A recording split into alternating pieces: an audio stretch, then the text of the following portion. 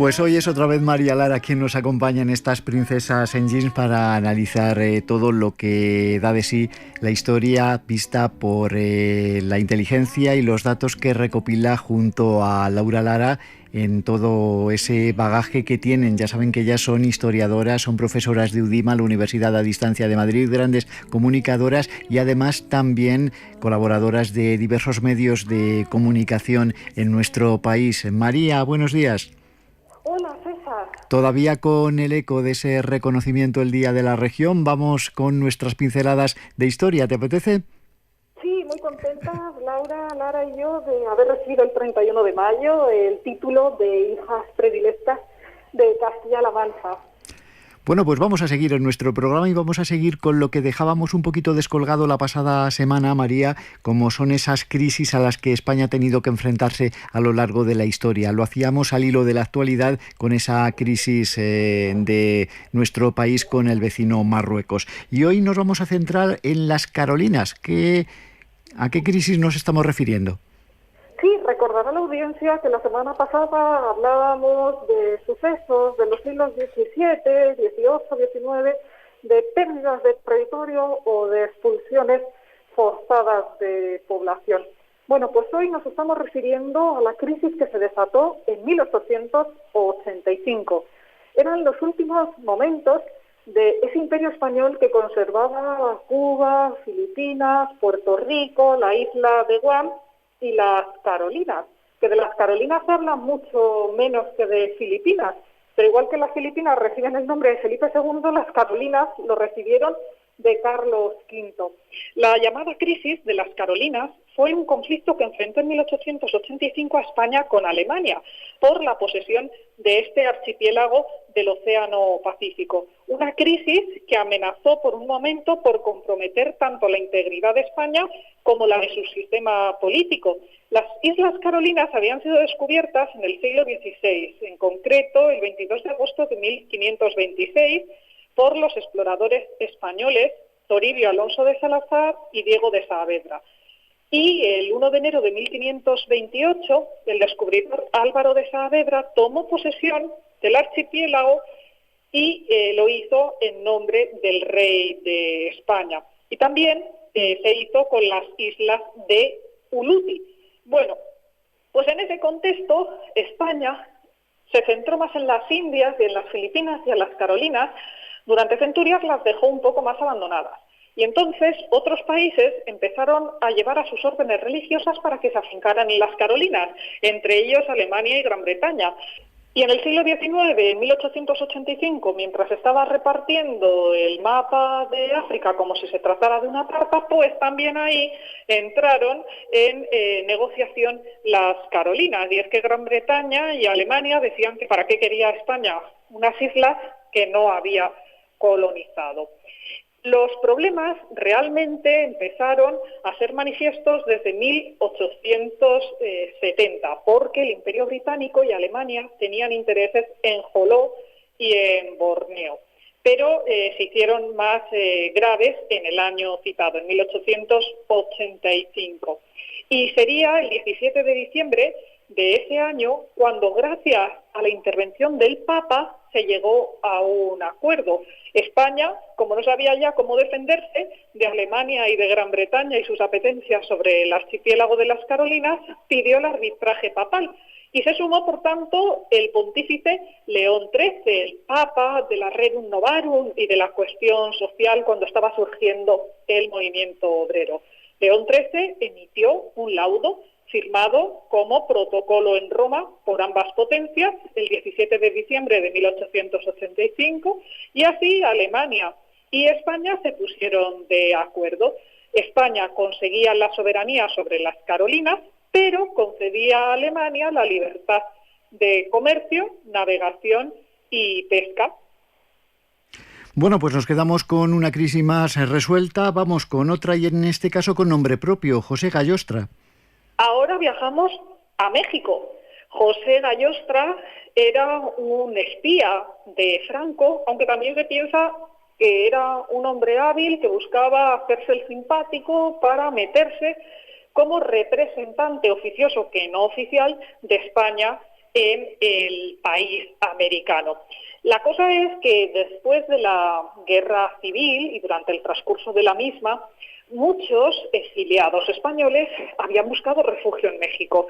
Entonces, México había roto las relaciones españolas porque España se encontraba bajo la dictadura de Franco. Y José Gallostra se presentaba en México como un enviado de Franco para retomar las relaciones diplomáticas y comerciales. Máxime cuando España estaba vetada en los organismos internacionales en los años 40 y después, cuando se iba iniciando la Guerra Fría en los 50, se vería un tímido aperturismo y reconocimiento, o por lo menos no prohibición de lo español en otros contextos internacionales. Así que tenemos a José Gallostra por México hasta que logra acercarse a funcionarios próximos al presidente mexicano, Miguel Alemán. Va presumiendo Gallostra de tener muy buenos contactos y de ir consiguiendo poco a poco ese objetivo de que España sea reconocida por México. Pero le llega al final a Gallostra, y es que fue asesinado al mediodía del 20 de febrero de 1950 por un anarquista, Gabriel Salvador Fleitas Rouco, en el centro de la Ciudad de México. Nunca fueron aclaradas las razones del homicidio, pero el crimen provocó un conflicto diplomático entre España y México.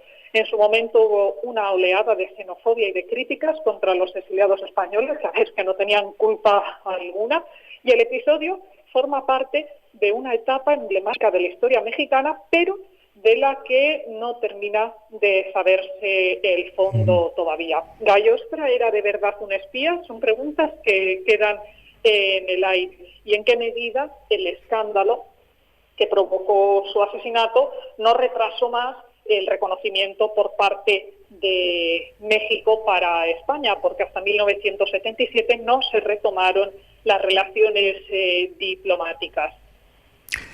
Y vamos a terminar con una crisis cercana, porque todavía hay, personas que lo tenemos en nuestra lejana memoria. Éramos muy pequeñitos entonces, pero algo recordamos de esa marcha verde nuevamente protagonizada por Marruecos hacia tierras saharauis. En 1970, la Organización de las Naciones Unidas aprobó la resolución 2711, que aprobaba la celebración en el Sáhara de un referéndum de autodeterminación. Tras negarse en un primer momento a celebrarlo, España cedió en 1974 al desarrollo de ese referéndum.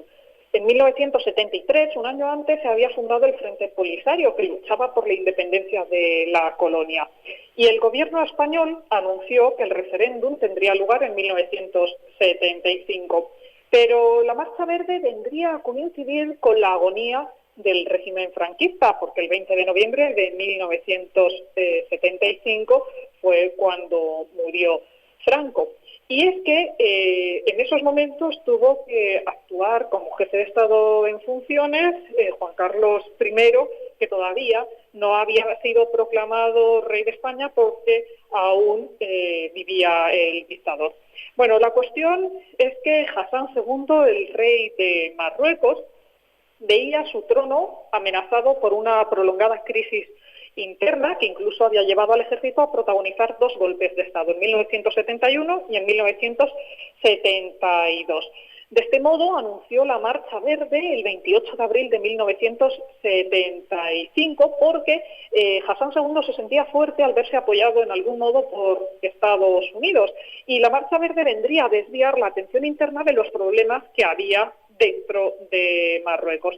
A esta situación se unió que España estaba dispuesta, desde los primeros momentos del conflicto, a abandonar el territorio y sus obligaciones de potencia administradora. Y en este contexto fue cuando Hassan II instó al pueblo marroquí a realizar una marcha pacífica. Iban principalmente niños y mujeres desarmados en un momento inicial, pero después a las columnas de civiles que marchaban hacia el sur vía Tarfaya se unieron también 25.000 soldados de las Fuerzas Armadas reales. Iban con textos del Corán, también con retratos del rey de Marruecos y con distintivos verdes, porque parece que en el Islam el verde es el color de la paz y de ahí la denominación de la marcha.